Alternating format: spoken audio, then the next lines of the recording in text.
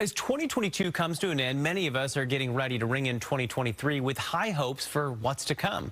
And more events are making a comeback, meaning this New Year's Eve could be one of the liveliest we've seen in quite a few years.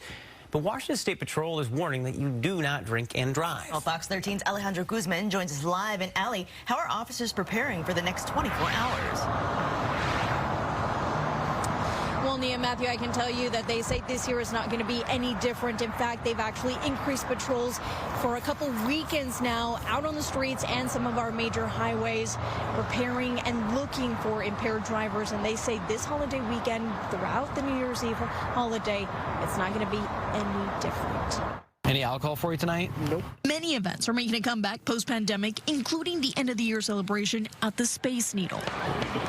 As you get ready to ring in the new year, officials are warning you, do not drink and drive. It's a dangerous time to be out. Deadly traffic crashes in Washington have soared to a level officials haven't seen in 20 years.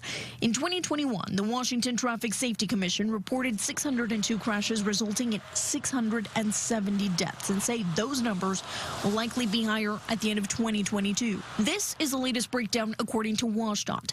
In King County, we've seen 1,064 crashes involving alcohol, 19 of them deadly compared to 15 in 2020.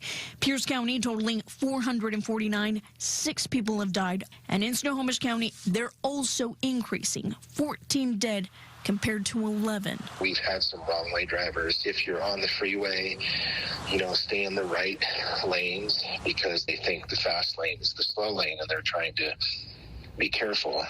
So it's tough. This time of year is painful for families who have lost a loved one in this type of crash. Everybody that met him loved him, and we're going to miss him. He's leaving a hole here. Lonnie and his wife, Teresa, lost their son, Jordan Shelley, earlier this year when his car broke down as he was driving home from work as an EMT. We're told that's when a 22-year-old driver who admitted to having 3 to 4 drinks crashed into Jordan at high speed. He was sent over the guardrail and fell 180 feet into the water over the Canal Ship Bridge. The true impact of this crash still being felt today. Please don't drink and drive. Drinking just changes your awareness so quickly. Now, if you do happen to ring in the new year throughout town, the good news is you don't have to drive. There's a lot of public transportation that is going to be free, including King County Metro, the Sound Transit, and the Seattle Streetcar.